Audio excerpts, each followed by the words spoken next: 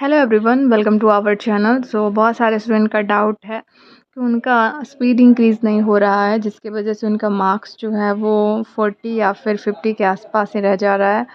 तो आखिर क्या करें कि जिससे उनका स्पीड इंक्रीज़ करे। और जैसा कि आप लोग को पता ही है कि स्पीड जो है वो मेनली आपका डिपेंड करता है, यानी कि मार्क्स जो है वो मेनली डिपेंड करता है स्पीड पर ही। अगर आपका स्पीड अगर सही रहेगा तो आप नंबर ऑफ़ क्वेश्चन को ज़्यादा अटेम्प्ट कर पाएंगे।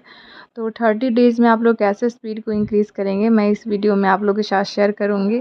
तो वीडियो को स्टार्ट करते हैं। एंड अगर आप मेरे चैनल पे नए हैं तो प्लीज़ चैनल को सब्सक्राइब कर लीजिएगा।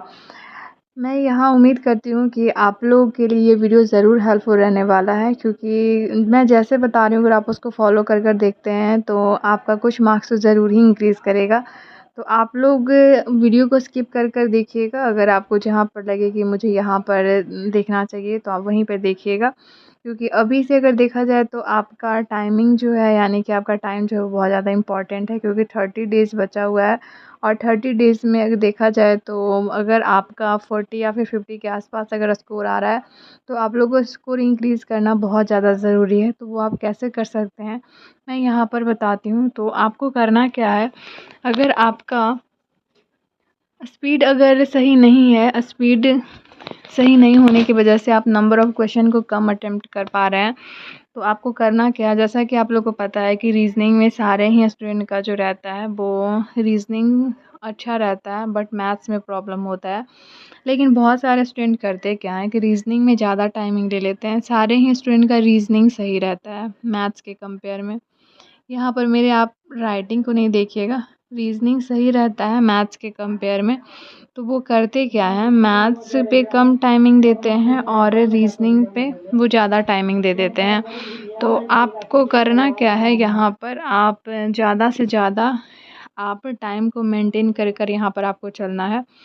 आप जितना टाइमिंग रीज़निंग पे दे रहे हैं उससे ज़्यादा टाइमिंग आपको मैथ्स पे देना होगा, तभी जा कर कर ये पॉसिबल है। बहुत सारे स्टूडेंट ये कहते हैं कि उनका रीज़निंग सही है। रीज़निंग सही है तो फिर आप रीज़निंग में ज़्यादा टाइम नहीं लीजिए। अगर सही में अगर आपको लगता है कि आप रीज़निंग में सही हैं तो आप लोग रीज़निंग को आपको अगर बात करें रीज़निंग में तो आपको कम से कम 22 मिनट्स में आप लोगों को क्वेश्चन को सॉल्व कर देना है। जैसे ही आप लोग को दिखा कि 22 हो चुका है, आप लोग को मैथ्स अटेम्प्ट करना है। यहीं पर स्टूडेंट बहुत ज़्यादा मिस्टेक कर देते हैं। रीज़निंग बोलते हैं सही है, लेकिन फिर भी रीज़निंग में ज़्यादा टाइम ले लेते हैं। मतलब क्या है कि रीज़निंग आपका सही नहीं है, ऐसे तो मैथ्स भी बन जाएगा। अगर आपका रीज़निंग अगर सही है तो आप उसमें कम टाइमिंग लीजिए, तब जा कर आपका रीज़निंग सही है। तो अब मैं यहाँ पर बात करूँगी कि आपको करना क्या है। सबसे पहला तो आपको क्या करना है कि टाइम को फ़िक्स करना है। आपको अगर वहाँ पर टाइम फ़िक्स नहीं है, लेकिन आपको फ़िक्स्ड कर कर चलना है। रीज़निंग में 22 मिनट्स देना है, बाकी आपको मैथ्स में ही टाइमिंग देना है। अगर आप रीज़निंग को अगर आप पहले कर लिए हैं तो और अच्छा है, आप मैथ्स में ज़्यादा क्वेश्चन अटेम्प्ट कर पाएंगे। ऐसे होता क्या है कि अगर आप रीज़निंग में ज़्यादा टाइम दे देते हैं तो मैथ्स में कम क्वेश्चन अटेम्प्ट हो पाता है। तो आपको इक्वली टाइम देना है, नहीं तो रीज़निंग में कम देना है और मैथ्स में ज़्यादा देना है। इतना माइंड में रख कर कहीं आप जब भी मॉक लगाएंगे तो दीजिएगा।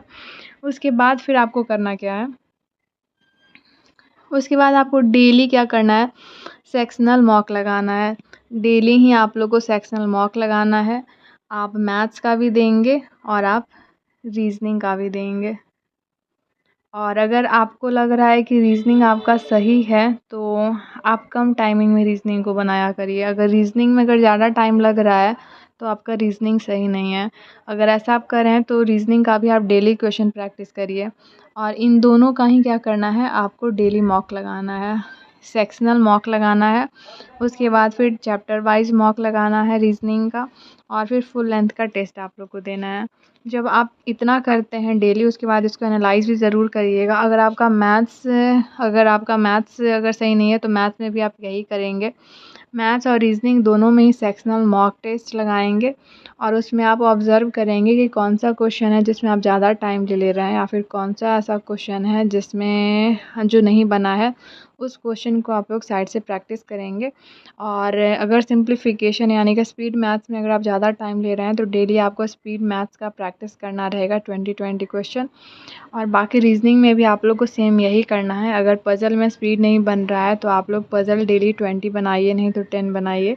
और फुल लेंथ का टेस्ट देना है, चैप्टर वाइज टेस्ट देना है, क्विज़ लगाना है। आप इतना कर देखिएगा। और जहाँ पर आप लोग को लगेगा कि साइड से प्रैक्टिस करना है वहाँ पर प्रैक्टिस ज़रूर करिएगा। इतना करने के बाद डिटेल में एनालिसिस ज़रूर करिएगा इन सभी का। एनालिसिस बहुत ज़्यादा ज़रूरी है। जब आप सेक्शनल लगा रहे हैं या फिर चैप्टर वाइज लगा रहे हैं या फिर फुल लेंथ ले रहे हैं लगा रहे हैं टेस्ट, तो आपको एनालिसिस ज़रूर ही करना है। आप इसको फॉलो कर देखिएगा, आपका मार्क्स ज़रूर इंक्रीज़ करेगा। आई होप आप लोग को समझ में आ गया होगा। अभी से जितना भी डेज़ बचा हुआ है उन दिनों में आपको sectional mock, chapter wise quiz और फुल लेंथ का टेस्ट लगाना है। ऐसा कर देखिएगा। वैसे में भी अब अगर आप बेसिक अभी क्लियर कर रहे हैं तो बेसिक क्लियर करने का अब टाइम नहीं बचा है आप लोग के पास, 30 डेज़ बचा है। तो 30 डेज़ में अब आप ज़्यादा से ज़्यादा क्या करेंगे, टेस्ट ही अटेम्प्ट करेंगे और टेस्ट को एनालाइज करेंगे, तभी आपका स्पीड इंक्रीज़ करेगा। मेन आपका स्पीड इंक्रीज़ करने का यही है ही। आप बस सेक्शनल मॉक लगाएं, चैप्टर वाइज क्विज़ दें, फुल लेंथ टेस्ट दें, तभी जा कर आपका स्पीड इंक्रीज़ हो सकता है। तो आप इसको ट्राई कर देखिएगा। आई होप ये वीडियो हेल्पफुल रहा। तो इस वीडियो को यहीं तक रखते हैं। बाकी आप लोग जो भी कमेंट करना चाहते हैं आप लोग कर सकते हैं। मैं नेक्स्ट वीडियो लेकर आऊँगी। इस वीडियो में आप सभी का कमेंट का मैं रिप्लाई दूँगी।